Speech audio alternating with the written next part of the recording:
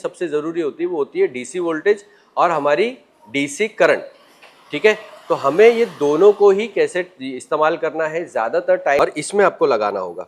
तो ये सबसे ज़रूरी चीज़ें याद रखिए। डीसी वोल्टेज जब भी आप चेक कर रहे हो, रेजिस्टेंस चेक कर रहे हो, कॉन्टिन्यूटी। तो दोस्तों, आज की जो ये क्लास है हमारी, ये बहुत ही बेसिक क्लास मानी जाती है जब भी आप ऑटोमोबाइल, इलेक्ट्रिकल या इलेक्ट्रॉनिक सिस्टम की डायग्नोसिस की बात करते हैं। सबसे ज़रूरी चीज़ याद रखिए कि आप अगर एक इलेक्ट्रिशियन है या फिर एक टेक्नीशियन है जो कि डायग्नोस्टिक वगैरह करते हो, तो आपका जो सबसे इम्पॉर्टेंट टूल होता है, लोगों को जनरली ऐसा लगता है कि ये जो टूल है वो स्कैनर है, लेकिन स्कैनर नहीं होता है। सबसे इम्पॉर्टेंट टूल जो है वो आपका मल्टीमीटर होता है। ठीक है, और इसीलिए हमारे लिए ज़रूरी होता है कि हम लोग जो है ना मल्टीमीटर को थोड़ा अच्छे से समझें, क्योंकि मल्टीमीटर ही प्राइमरीली और मोस्ट इम्पॉर्टेंटली हमें डायग्नोस करते वक्त ज़्यादातर इस्तेमाल होता है। स्कैनर का जो इस्तेमाल है वो सिर्फ फॉल्ट पकड़ने तक होता है, लेकिन मल्टीमीटर का जो इस्तेमाल है वो हमें प्रॉब्लम को सॉल्व करने के बाद भी होता है।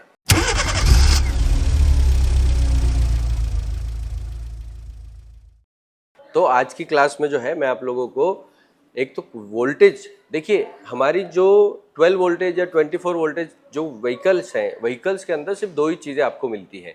ठीक है, जो मल्टीमीटर बनाया जाता है, मल्टीमीटर बनाया जाता है किसी भी इलेक्ट्रिकल और इलेक्ट्रॉनिक सिस्टम को डायग्नोस करने के लिए, टेस्ट करने के लिए। इसीलिए इसके अंदर आपको बहुत सारी और भी सेटिंग्स जो है मिलती हैं, तो मैं उनको भी आपको एक्सप्लेन करूंगा। और कार में जो होती है, जो मेन सबसे ज़रूरी होती है वो होती है डीसी वोल्टेज और हमारी डीसी करंट। ठीक है, तो हमें ये दोनों को ही कैसे इस्तेमाल करना है। ज़्यादातर टाइम जो है हमारा डीसी वोल्टेज ही इस्तेमाल होती है। वोल्टेज का मल्टीमीटर को किस तरह सेट करना है, सही वोल्टेज लेने के लिए, एक्यूरेट वोल्टेज लेने के लिए कैसे उसको हम पूरा सर्किट हम कैसे बनाते हैं, करंट चेक करने के लिए हम सर्किट कैसे बनाते हैं, ये सब आज की क्लास में मैं आप लोगों को सिखाऊंगा। तो चलो मैं आप लोगों को इसका एक्सप्लेन करता हूँ। ओके, तो देखिए सबसे पहले हमने क्या किया, यहाँ पर दो टाइप के मल्टीमीटर हमने रखे हुए हैं। पहला जो है इसको हम लोग बेसिकली ऑटोमेटिक मल्टीमीटर कहते हैं, क्योंकि इसमें कोई हमें वैल्यू जो है ना सेट नहीं करनी पड़ती है। और दूसरा जो है इसके अंदर जो है मैनुअली हमें वैल्यू सेट करनी होती है। जब भी आप वोल्टेज या करंट चेक कर रहे हो तो आप कितने सर्किट पे चेक कर रहे हो, कितने लोड पे चेक कर रहे हो, वो हमें सेट करना पड़ता है। तो देखिए सबसे पहले मल्टीमीटर के ना हमें ये जो प्रोब होते हैं इनकी प्लेसिंग समझना सबसे ज़्यादा ज़रूरी होता है। अब देखिए हमारा कलर के हिसाब से हम लोग ये तो समझ लेते हैं कि पॉजिटिव कौन सा है, नेगेटिव कौन सा है। ठीक है, लेकिन इनकी जो प्लेसमेंट होती है वो बहुत ज़रूरी होती है जब आप चेक कर रहे होते हो। तो सबसे पहले देखिए, अगर हम लोग ज़्यादातर जो है गाड़ी के अंदर जो है वो डीसी वोल्टेज ही चेक करते हैं। तो आपका जो ग्राउंड है वो ना फिक्स होता है। यहाँ पर देखिए, ये जो ग्राउंड है ये यहाँ पर लगेगा कॉम, यहाँ पर ऊपर कॉम लिखा हुआ है, यहाँ पे आपने ग्राउंड लगा दिया। ठीक है, अगर आप डीसी वोल्टेज चेक करना चाहते हो, कॉन्टिन्यूटी चेक करना चाहते हो, रेजिस्टेंस चेक करना चाहते हो, आप डीसी फ्रीक्वेंसी चेक करना चाहते हो, तो उसके लिए आपको ये वाले पिन में रेड लगाना है। ठीक है, लेकिन अगर आपने करंट चेक करना है, आपने एसी वोल्टेज चेक करनी है, तो उस केस में आपको इसको यहाँ से हटा के, यहाँ पर देखिए 10 एम्पियर का यानी करंट का निशान बना हुआ है और इसमें आपको लगाना होगा। तो ये सबसे ज़रूरी चीज़ें याद रखिए। डीसी वोल्टेज जब भी आप चेक कर रहे हो, रेजिस्टेंस चेक कर रहे हो, कॉन्टिन्यूटी चेक कर रहे हो, तो ये लगेगा यहाँ पर। और अगर आप करंट चेक करना चाहते हो, चाहे वो डीसी हो एसी हो, तो ये लगेगा यहाँ पर। तो अभी क्या है, अभी के लिए मैं इसको वापस से वोल्टेज के इस पे लगा देता हूँ। यहाँ पर आप अगर देखो तो आपको दिखाई देंगे कि हमारा voltage, resistance, hertz, milliampere, diode, continuity और ये सब यहाँ पर हमारा बना हुआ है। ठीक है, तो अब इसलिए हम लोग इसको यहाँ पर प्लेस करते हैं और प्लेस करने के बाद में हमें ये देखना होता है कि हम क्या एक्चुअली में करने वाले हैं। ठीक है, तो सबसे पहले यहाँ पर देखिए, इसमें आपको दोनों में एक बड़ा फ़र्क आपको दिखेगा। ठीक है, वो ये है कि यहाँ पर आपको बहुत सारे वैल्यूज़ दिखाई दे रही हैं, लेकिन यहाँ पे आपको उतनी वैल्यू नहीं दिखाई दे रही है। ठीक है, तो उसका रीज़न मैं आपको सबसे पहले बताता हूँ। देखिए जैसे यहाँ पर क्या किया गया है कि रेजिस्टेंस चेक करने के लिए आपको एकदम अलग से सारी रेटिंग दी गई है। समझ लो आपका अगर 200 ओम्स के नीचे का रेजिस्टेंस आने वाला है तो आपको ये जो लीवर है इसको सेट करना पड़ेगा यहाँ पर। ठीक है, इसके बाद में अब मैं आप लोगों को दिखा देता हूँ कि अगर हमें रेजिस्टेंस चेक करना है तो कैसे करना है। हम इसको कॉम पे लगा दिया हमने। ठीक है, और इसमें भी आप देखोगे कि यहाँ पे V और ओम्स लिखा हुआ है, तो यहाँ पर मैं इसको रेड वाले को लगा देता हूँ। ओके, ये दोनों लगने के बाद अगर आप यहाँ पर देखोगे तो ये जो रेटिंग्स दी गई है, इसमें रेटिंग में एक चीज़ याद रखिए, अगर आप इस तरीके का मल्टीमीटर इस्तेमाल कर रहे हो तो ज़रूरी ये है, ये जो सिंबल है ये हमारा ओम्स का सिंबल यानी रेजिस्टेंस का सिंबल, ठीक है। रेजिस्टेंस चेक करने के लिए ये पूरा जो पार्ट है हमें वहाँ पर मिल गया है। अब यहाँ पर देखिए ये जो रेटिंग है, अगर आप समझ लीजिए कोई ऐसा रजिस्टर चेक कर रहे हो जिसकी रेटिंग 200 ohms के नीचे है तो आपको इस पे सेट करनी है। अगर वो 2000 2K का मतलब होता है 2000, अगर वो 2000 ohms के नीचे है तो रेटिंग यहाँ चेक करनी है, यहाँ पे सेट करनी है आपको, क्योंकि आपको जो हाईएस्ट है वो सेट करना है। यानी अगर आपके किसी पार्ट में रेजिस्टेंस आपको लग रहा है कि 1000 है तो आपको 2000 पे रखना है, अगर उसके अंदर लग रहा है 10,000 है तो आपको 20,000 पे रखना है, आपको लग रहा है कि उसमें 1 लाख है तो आपको 200,000 पे रखना है। उसी तरीके से आपका यहाँ पर आ गया 200K mega ohms, mega ohms, mega ohms, ठीक है। तो इस तरीके से यहाँ पर मैनुअली सेट हो रहा है। लेकिन जब मैं इसको अभी फिलहाल बंद कर देता हूँ, जब मैं इस वाले पे जाता हूँ तो यहाँ पर देखिए हमें यहाँ पर रेटिंग मिल रही है ohms सेट करने की, ठीक है। सेम चीज़ मैं यहाँ पर लगा देता हूँ। अब देखिए फ़र्क क्या होगा, फ़र्क ये होगा कि जब मैं इसको रेजिस्टेंस पे चेक सेट करता हूँ तो सबसे पहले तो देखिए यहाँ पर रेजिस्टेंस भी है, आपका डायोड भी है, कॉन्टिन्यूटी भी है। तो इसके लिए मुझे क्या करना पड़ेगा, ये जो येलो बटन आपको दिखाई दे रहा है, इस येलो बटन से यहाँ पर देखो मेगा ohms लिख कर आया है। तो इसने क्या किया है, ये मैक्सिमम ले रहा है, ठीक है। यानी मैक्सिमम यहाँ पर देखिए मैक्सिमम क्या था 200 M, तो ये मैक्सिमम। लेकिन जब आप एक्चुअल टेस्ट करना शुरू करोगे तो ये 0 से लेगा। ये देखिए मैं यहाँ पर इसको सेट करता हूँ और ये किलो ohms से ohms पे आ गया। देखो 0.03 ohms जो है वो मेरे प्रोब का रेजिस्टेंस है, ठीक है। जबकि उसने शुरू कहाँ से किया, मेगा ohms से। तो आप जो कंपोनेंट चेक कर रहे हो उसमें आपको और कुछ सेट करने की ज़रूरत नहीं है, आपने बस यहाँ पर गए और आपने इससे आपका ohms पर लेकर आए।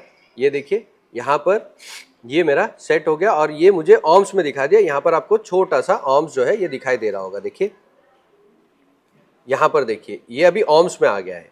लेकिन जब आप ध्यान से देखोगे तो जब मैं इसको लगाता हूँ तो ये टेस्टिंग करना शुरू करता है मेगा ohms से, मेगा ohms से किलो ohms पे आया, किलो ohms से ohms। तो उसने क्या चेक किया कि भाई ये 0.003 ohms है, यानी इसके अंदर कोई भी ज़्यादा रेजिस्टेंस नहीं है, ठीक है। तो ये हो गया। इसके बाद एक और एक चीज़, तो ये हो गया रेजिस्टेंस चेक करना।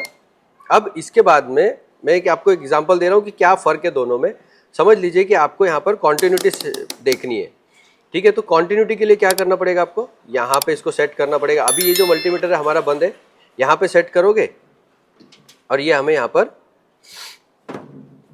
तो हम लोग जनरली ये यूज़ नहीं करते हैं क्योंकि ये इसके ख़राब होने के बहुत ज़्यादा कंप्लेंट आती है। कॉन्टिन्यूटी पे आप क्या करेंगे, यहाँ पर इसको सेट कर देंगे, ठीक है। अब क्योंकि यहाँ पर एक अलग डेडिकेटेड बटन दिया हुआ है, लेकिन यहाँ पे आप देखोगे कि अलग से डेडिकेटेड बटन बजर के लिए नहीं दिया है। सेम जहाँ पे हमने रेजिस्टेंस चेक किया था उसी बटन पे हम इसको सेट करेंगे।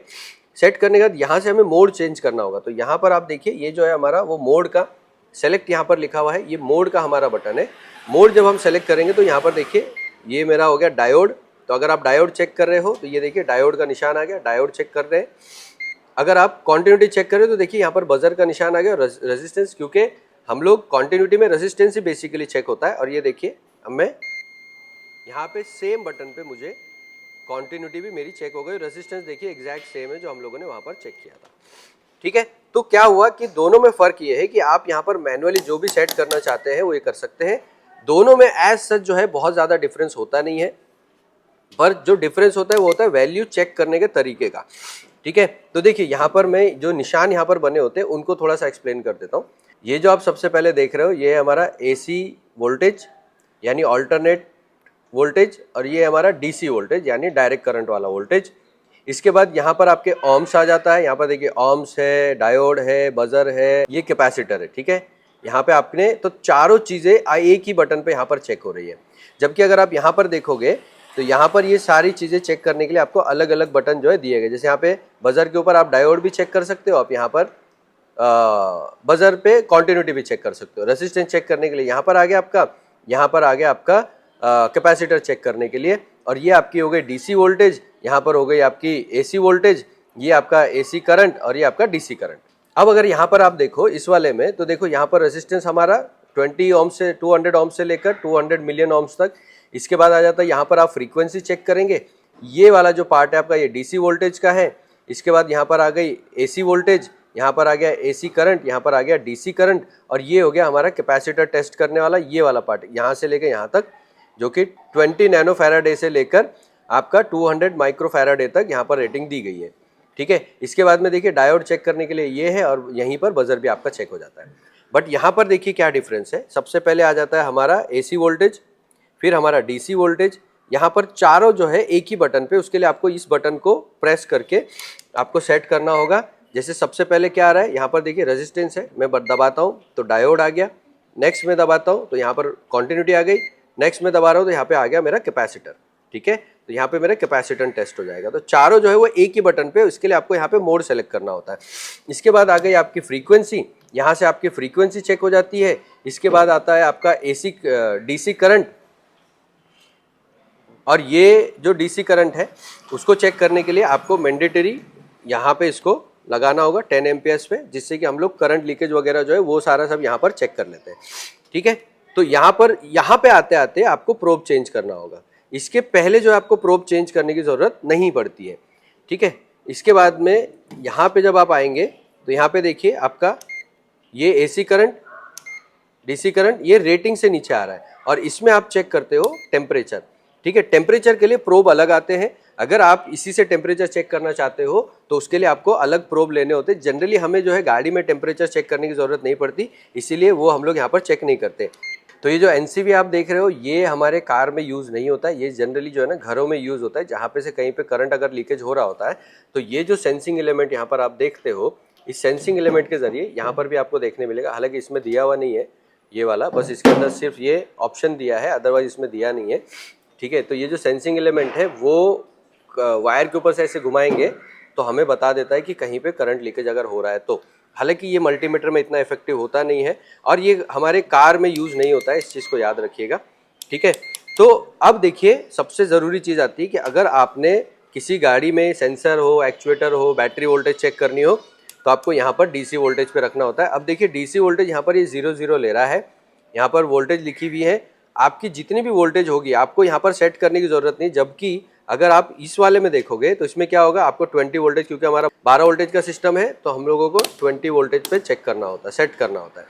ठीक है, अगर आप 24 वोल्टेज व्हीकल पे काम कर रहे हो तो आपको 200 पे सेट करना होगा, लेकिन यहाँ पर ऐसा कुछ भी नहीं है, यहाँ पर हम डायरेक्टली ये सेट कर लेते हैं। ठीक है, तो देखिए मैं यहाँ पर जो है ना आप लोगों को कंफ्यूज नहीं करना चाहता हूँ कि बहुत ज़्यादा टेक्निकलिटी में, क्योंकि एज ए टेक्नीशियन हमें जो काम करने के लिए ज़रूरी है वो जो फंक्शंस है वो यहाँ पर मैंने एक्सप्लेन किए हैं। इसके अलावा जो है वो ज़्यादा और कोई फंक्शन हमें यूज़ नहीं होते। अभी मैं क्या करता हूँ आप लोगों को DC वोल्टेज चेक करने का, तो वो कैसे करते हैं वो मैं आप लोगों को एक्सप्लेन करता हूँ।